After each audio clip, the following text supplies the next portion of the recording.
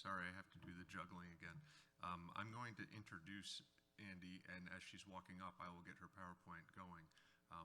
Andy Colnes joined NEFF staff in December of 2021 and focuses on high-impact nature-based climate solutions through the management and protection of New England's forests.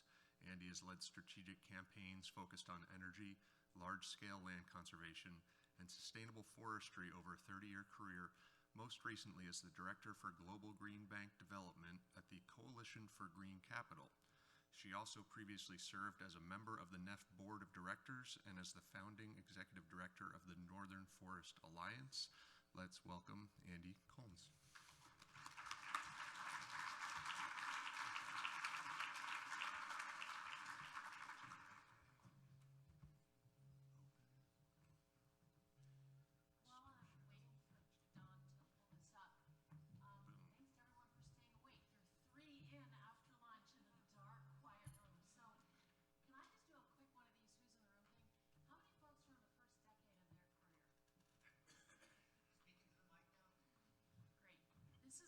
Folks who are in the first decade of their career. Raise your arms. This is one of the most hopeful things we will hear today. Thank you. How about the second decade? And the third? This is fascinating. So we have more folks coming in this room than have been here for 3 decades. That's not what I expected. Four, okay. Alex in the room, so 5, 6, 7. Okay, there we go. But I am just delighted to have that spectrum of folks in the room. So thanks for bearing with me. That was helpful, hopeful to me. So I'm going to share, I'm going to take this off because I don't need to wear my name tag. It's the only thing they clipped on. Otherwise, I'll get choked. So I'm going to speak to NEFF's very exciting New England Climate Smart Commodities Partnership Program. Fill you in on what it's about, where it comes from, where we are, where we're going.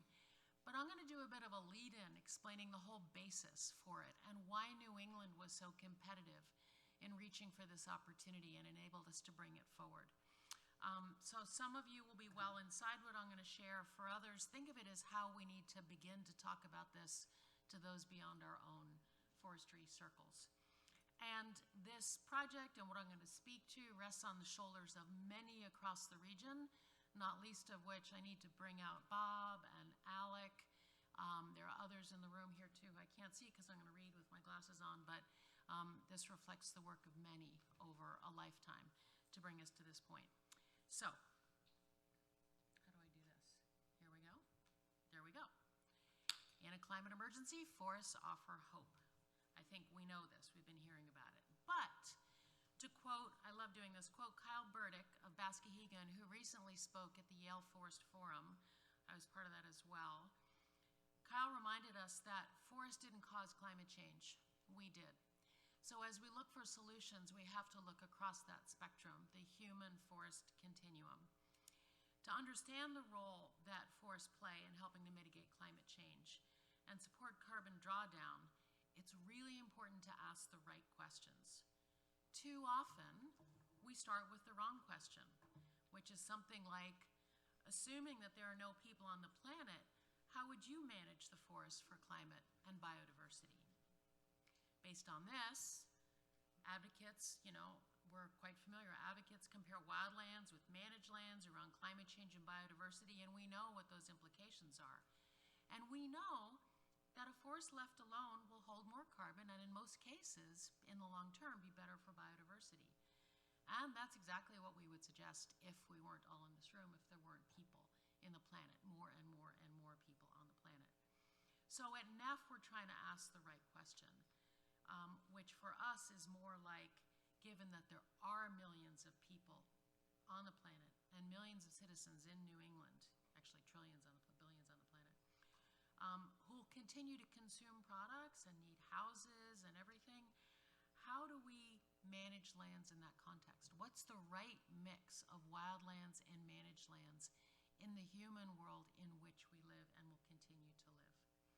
So for example, in Massachusetts, and this was referenced in the report discussion this morning, Massachusetts uses something like 360 million cubic feet of wood each year to build its homes and businesses and public infrastructure, 98% of that's imported. And as we heard this morning, a lot of that is coming from Maine and elsewhere in the region.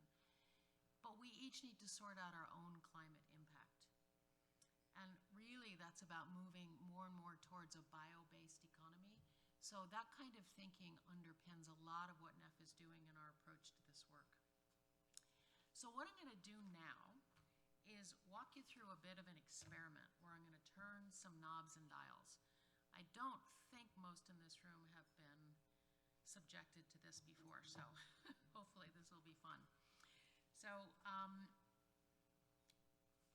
first of all, the kind of history here is, let's look at the option of leaving. Oh, wait a second, where are we here? I'm on the wrong page. That's what happens. Sorry. Yeah, I'll do it this way. Okay. When the practice of forestry, we're going to look at forest products and how it relates to other values. When the practice of forestry started about 130 years ago in this country, we called it sustained yield. And that continued right through the Second World War. Think baby boom population, the rapid growth of homes, cities, transportation through the 1950s and 1960s. But right around, in the 1960s and on, we started to understand that there was another important factor to consider: biodiversity and wildlife. We called that ecosystem management. And we noticed that timber production could have negative effects on wildlife and biodiversity. So think spotted owl controversy in the 1990s and related environmental consciousness raising and battles that ensued. Then, more recently, we are now adding climate and the amount of carbon in the forest.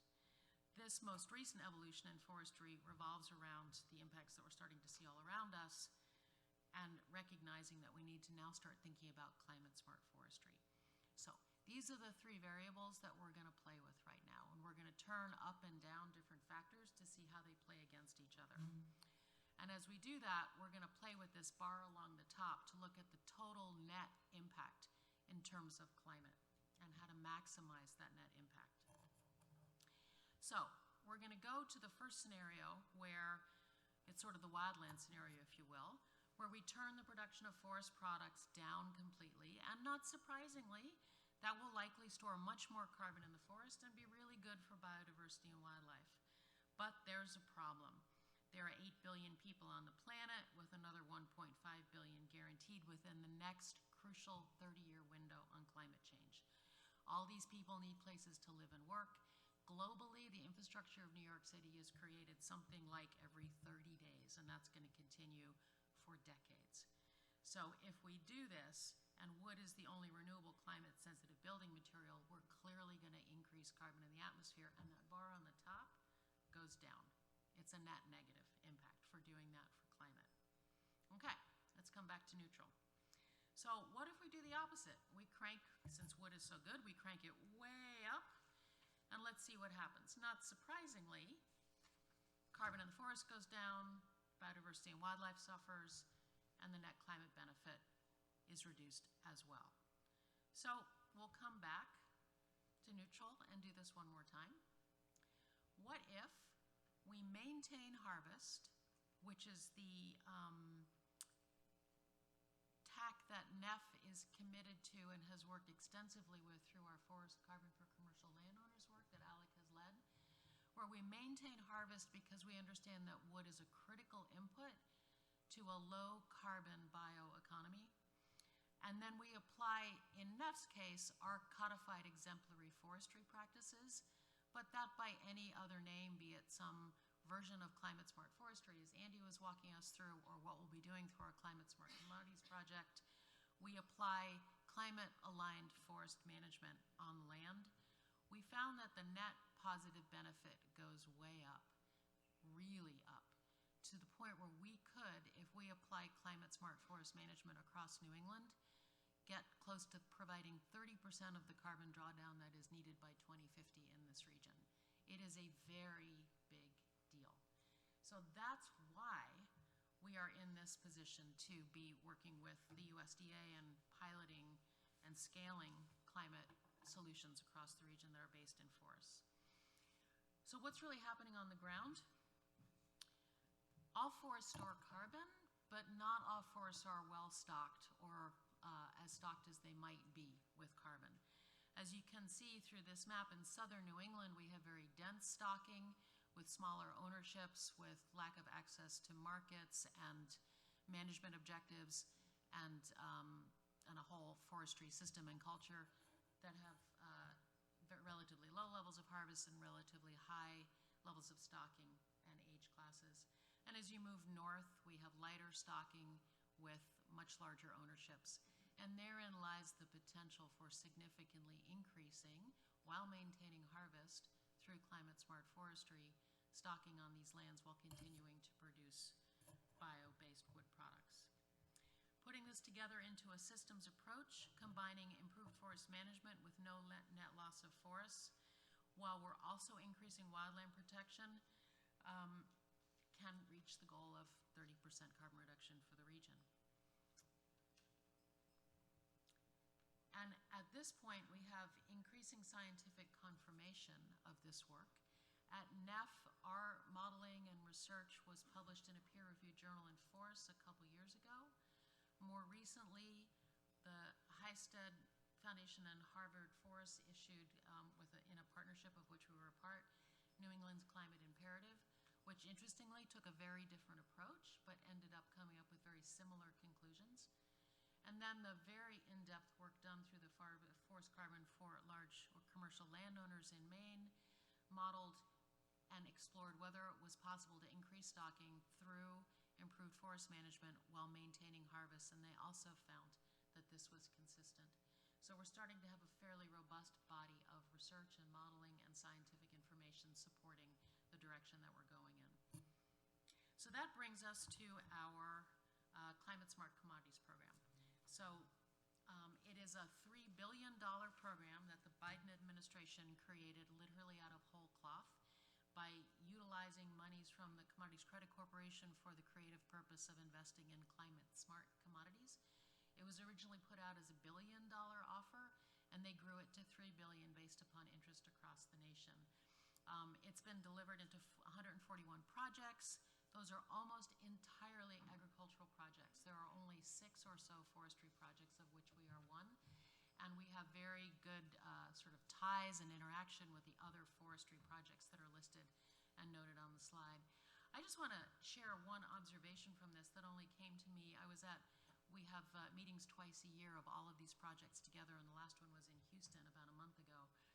It's an extraordinary move to place $3 billion in the hands of small, nonprofit or commercial, but sort of grassroots kinds of players to chart the future of climate smart commodities in this country. It's a very innovative way of going about this, and it only just struck me that the nature of the investment overall.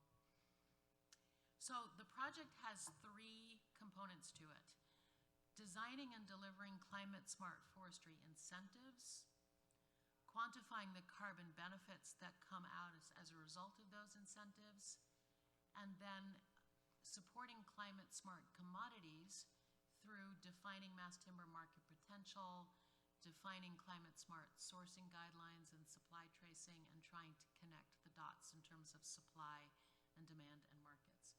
And I'm going to go into these each in a bit more detail.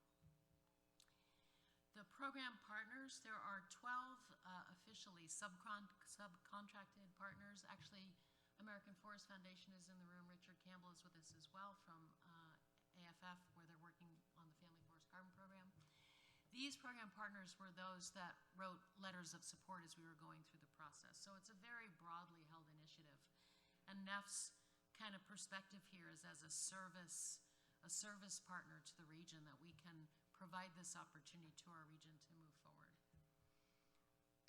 So the first program area, the Climate Smart Forestry Silvicultural Approach, I think I really want to flag that although NEFF codified and developed our own exemplary forest standards, both for the Acadian forest and central and transition hardwoods, the forest practices that are being explored and will eventually be incentivized through this program will be defined in accordance with participating landowners and will be focused on climate objectives. It's not identical in any way to our exemplary forestry standards and need not be.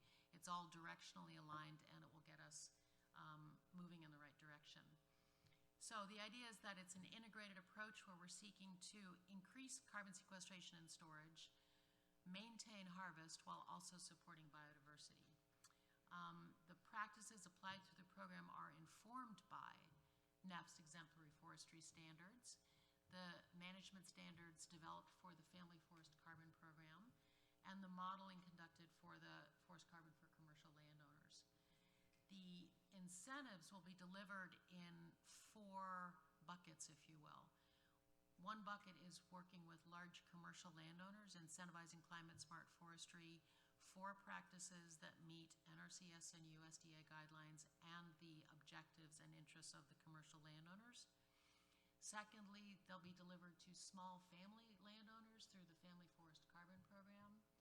Thirdly, we're working with several tribal nations to define and incentivize climate-smart forestry practices that meet tribal objectives alongside climate objectives.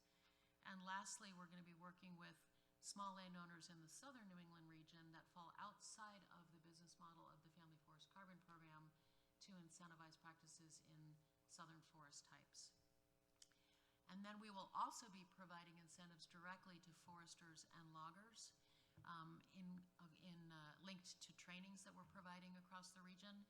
So it's very compelling because we're working not only with the landowners, but also with those that implement on the ground. And we're particularly satisfied to get all the way down and through the logging community. I've mentioned that NEFF's exemplary forestry standards underpin our understanding of this as we mesh that with the requirements of NRCS and understand what landowners are interested in applying. So I thought I would just quickly identify what those are. So as we've tried to develop a sort of concise way of communicating what our exemplary forestry standards are, that's what these 10, or I don't know if it's 10, I should count them, points are that are featured here. So climate smart forestry, our objectives are consistent with these: to have more carbon stored per acre, to have a certain set of size distributions across sites and across the landscape, be composed of stands with more structural and age diversity, and to be more climate resilient in addition to storing carbon, to support native species that are best adapted to the site and to changing climate conditions, contain habitat to support the identified keystone wildlife species, and in all of this to take a landscape approach both to wildlife habitat and other ecological factors. And finally, to continue to produce forest products with a specific eye to long-lived forest products that can continue to store carbon over time. And as I mentioned earlier, there is a major carbon sequestration and storage opportunity when looking at stocking levels across the region. Alec would be better positioned to speak to what we're seeing in this slide, but both of those pictures are the same stand. One was treated about, I believe, is it 40 years before this picture was taken, or 20? They're 40 years old. The one on the right was treated, probably was age 10, and now is, I think it's already had an early commercial fitting. Yep, thanks. So you can see the difference, taking a stand that with the treatment, the stand is, much more, producing much bigger trees, they're more merchantable, it's a healthier forest, the spacing, and the other, dog hair stand that wasn't treated is really, at this point, you couldn't do much more with that probably than start over. So you can see on the ground what we're talking about in terms of some of the practices that we're talking about applying. And this is highly relevant nationally. We're New England, but New England can and often does lead the nation. So if you look across the country at the major forested regions and understand our potential here, it will play out differently with different forest conditions, different practices, and different kinds of outcomes. But the broad concept is that there's tremendous potential across the country here, and in fact, globally, if you look at forested regions around the world, to improve forest management and from that get very significant carbon reduction. And in fact, the IPCC has consistently identified how we manage our forests as holding a major key to meeting our climate goals as defined in the Paris Agreement. It is not just the protection of forest. Obviously, we can't keep losing forests, but how we manage them consistently surfaces as an extremely large factor in delivering carbon outcomes.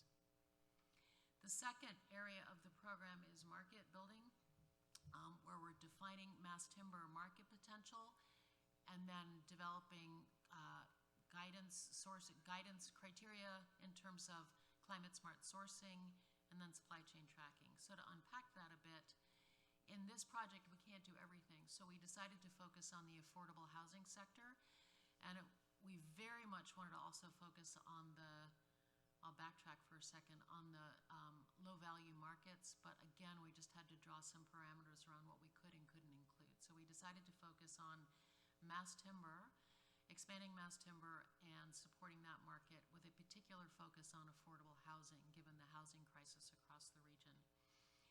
So the work in this area includes several pieces. We're working with Woodworks to provide a mass timber technical guidance framework specific to the affordable housing market, and design specifications for mass timber in affordable housing.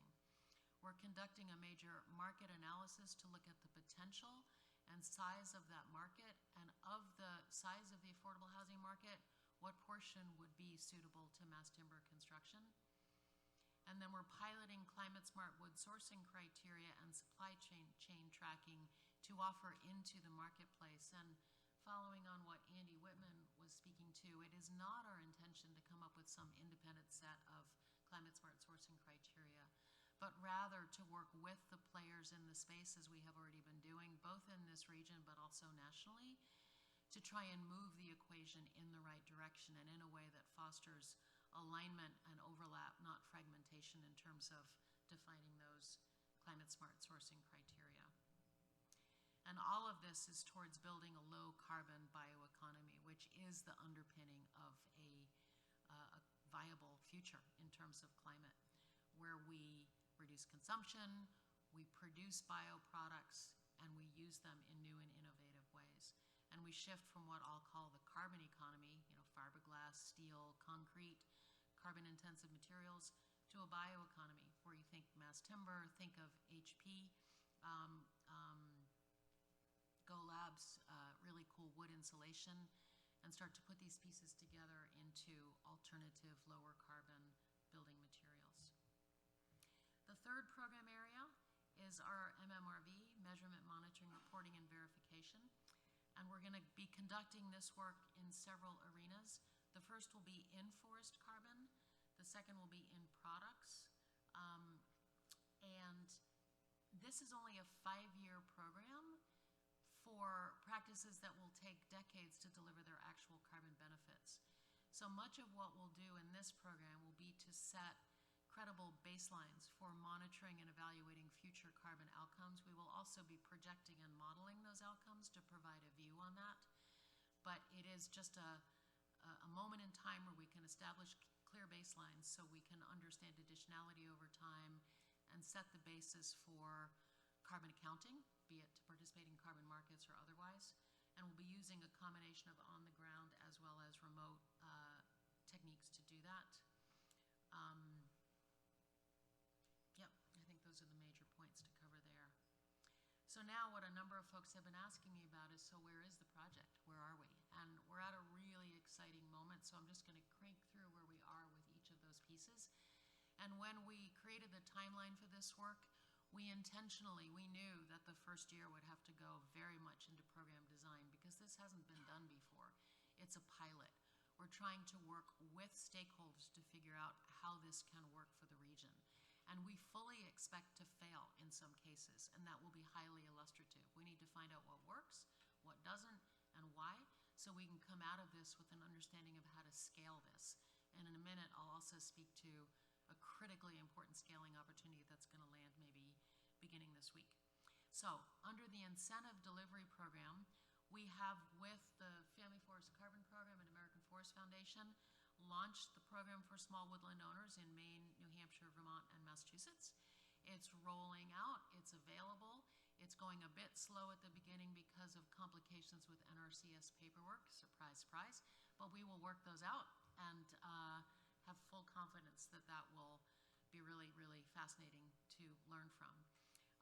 For the commercial landowners, in April, NEFF is planning to release our first round RFP, inviting the first round of commercial landowners to propose what we'll call design phase projects. It will be a smaller round than the others because we want to test and learn and refine before we take it out at the next level. We anticipate 3 rounds, I think, of those. It might collapse into 2, I'm not sure, we haven't figured that out. But we're really excited to be looking towards April to begin to see what landowners might propose. On tribal nations, we have a work plan in place. We're working with John Daigle from the University of Maine and Tyler Everett. We have a program in place to be reaching out to tribal councils, starting with the Passamaquoddy and Micmac, and potentially some other tribes, to define climate, to define what ground they're going to do this on, what climate smart practices meet tribal objectives along with USDA objectives, and to figure out what incentives and to make it go. And we expect that that will, because of the relationship between governments, tribal governments and the US government, that will take a bit more time, but we're really well situated to move on that now that we have it staffed and a specific plan and relationships in place to do that. For our small program in southern New England for central and transition hardwoods, that will be launching in November. Program design is in place. We're actually hiring now, if you look on our website, for someone to help do some of the landowner outreach, so that will be launching in November. And our logger training program will be launching in November, this is wrong, in November of 2024 alongside forestry training. In monitoring, verification, and reporting, we have completed a draft modeling plan and are currently developing an RFP and talking to potential folks to begin to do that work. The first phase of the modeling we anticipate beginning early summer, I'm guessing, sometime this summer. We also have a draft MMRV plan submitted to USDA, and we're in the process working with our so-called design team expert advisors to finalize the approach around the very complex issues of additionality, leakage, permanence, and how to combine on-the-ground monitoring with remote sensing, again in a program that only lets us set baselines versus carrying that out in real time over 20 or 30 years. For climate smart wood markets, our report on affordable housing needs in the Northeast, the first part of that is complete, and we're working on the second part, which is identifying the mass timber subset of that through Spiritos Properties. They're a they're a developer who have done sort of cutting edge work in using mass timber for affordable housing, so very excited to be working right with the development and architectural community. We are working with Woodworks is working on finalizing their blueprint for designing mass timber and affordable, multifamily affordable housing, and I apologize, I don't have the date on that. I meant to get that before today, but it won't be that far out. And then we're in the process of developing our first draft of climate smart sourcing guidance. And the process for bringing that forward is almost more important, not truly, but as important as the content, because it's about working with stakeholders to understand how do we bring together these various threads into guidance that will actually influence the sourcing, climate smart sourcing of wood in a way that will be market effective and not just dropped by the wayside because it doesn't have traction or is too burdensome. So I will close with that I think forests provide a natural climate solution, a very powerful natural climate solution. We need a systems approach that includes forest management and wildlands and continued harvest and building with wood in a bioeconomy. And we can do that using wood. We can put those together into a very powerful equation for this region and to lead the country. That's it. Thanks.